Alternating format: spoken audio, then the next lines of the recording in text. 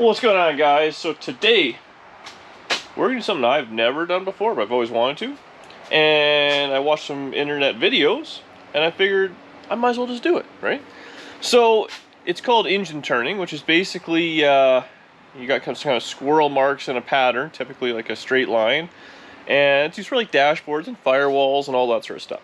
The situation I'm in, so I put the center console in this hot rod and I ended up putting a ratchet shifter in, which is fine, it looks okay, but the console itself, there's supposed to be a filler panel right there that goes front to back, and I have the center console filler panel, but it's all factory and nice and all that.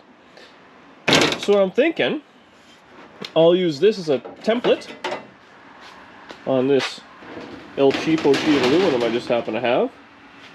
I'll kind of trace it all out, I'll cut it out, and we'll run it in the drill press. Now, there's all sorts of stuff they sell, kind of special bits and like kind of sand, I don't know, cylinders and stuff like that. I don't got none of that. But I'm sure I can find like a dowel or a piece of wood and some sandpaper or a roll lock disc. I'm not really too sure. Now, some guys I've seen, they'll put it all out and they'll make perfect crosses and map it all out and do all those things. I'm not going to do that, at least not on this one. So I'm thinking, I'm just going to kind of put it up there. I think I'm just going to trace it and then probably cut it out and then just engine turn the piece versus engine turning the whole, whatever the panel would be, and then cutting it out. I feel that might give it kind of sharp, goofy looking edges. But that's what I'm going to do. So we're going to get this traced out, and then, I don't know what the next step is. We're on our way. And at the end, if this looks good and I can do it, then you guys can too.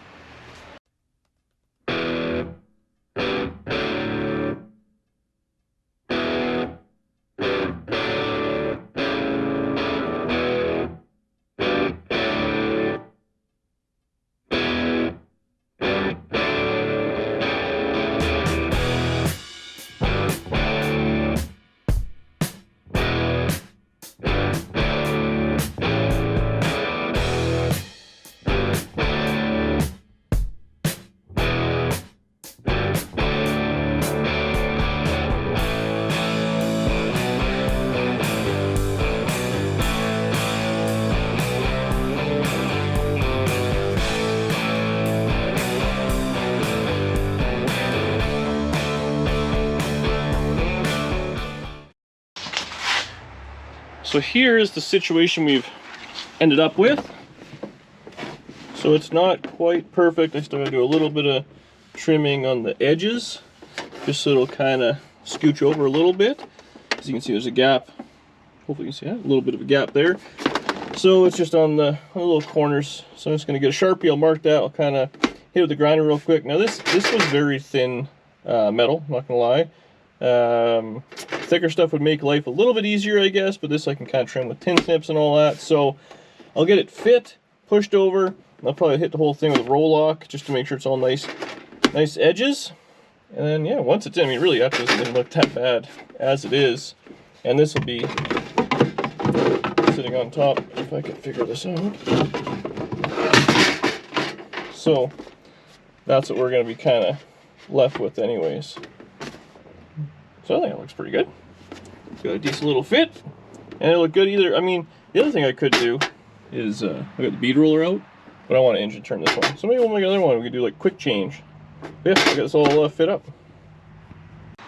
So here is my little panel in there. I think it's not too bad. Just kind of sitting in there. So here's the part.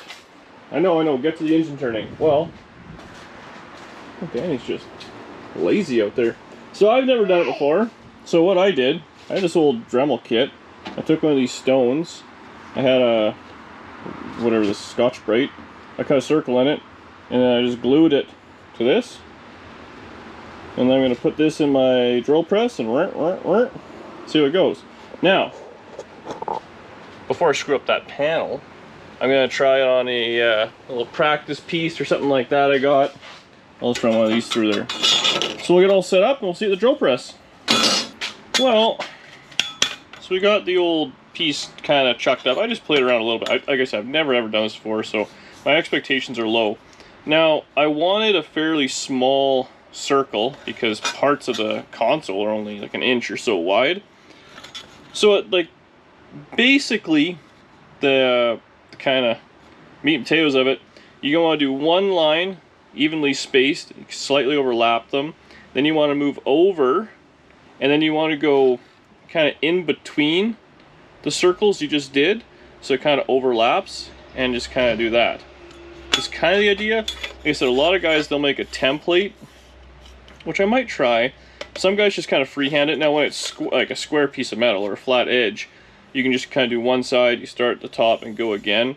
I've seen some guys, they make a jig, so you kind of move it over, lock it in, then just kind of run your way up and down. Because you got to kind of decide, you got left and right and up and down. So it's a little tricky. So, don't judge me. But I got the drill press set up, I got it set as slow as it'll go. And again, this isn't exactly precision tooling, so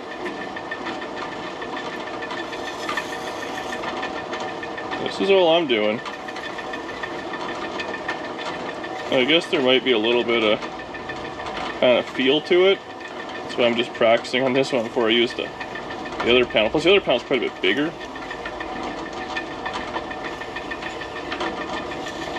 So that's kind of what we started off with. I'm all over the place. I'm fine with that. Now, when you start again, you want to actually start off the metal slightly, I believe, and then into it. The first row I find is the hardest. The second one, you're now just lining yourself up between your first spots. And since my first row was so terrible, it makes it a little tricky.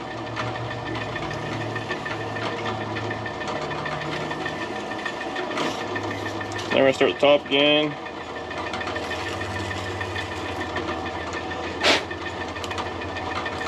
This is some professional stuff we're doing here. Hopefully none of you guys are experts at this, because I don't know what I'm doing. We're having fun.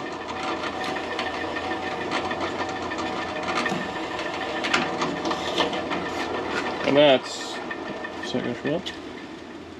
essentially what we're going to try and do. So I don't think perfection is in the cards, but that's what we're doing. And I got to tilt this a little bit. I want to make sure I'm on the flat. This actually has drill marks, so I'll probably spin it around or do something so we're going flat, because you're sanding as opposed to anything else. It is definitely chewing through this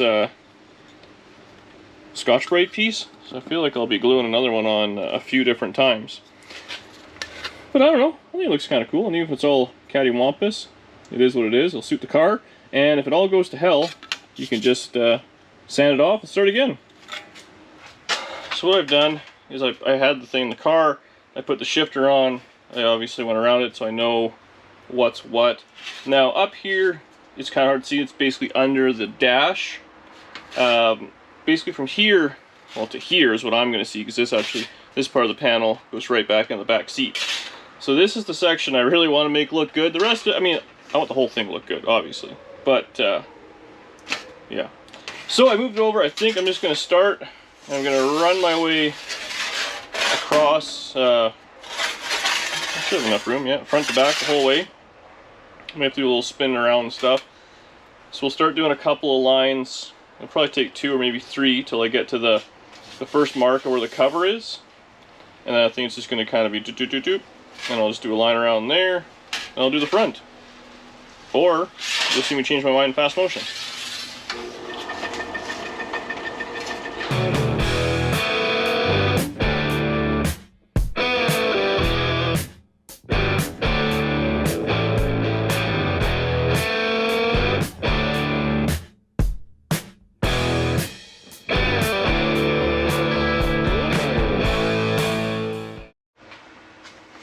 Alright, we're going to do take 2 here. So I started messing around. It wasn't given a nice pattern. I was starting to put a lot of pressure on. So I think the key is to keep replacing this Scotch-Brite, so I'll be changing that periodically, and very little pressure, and you get a better kind of look. I'm thinking. Hoping.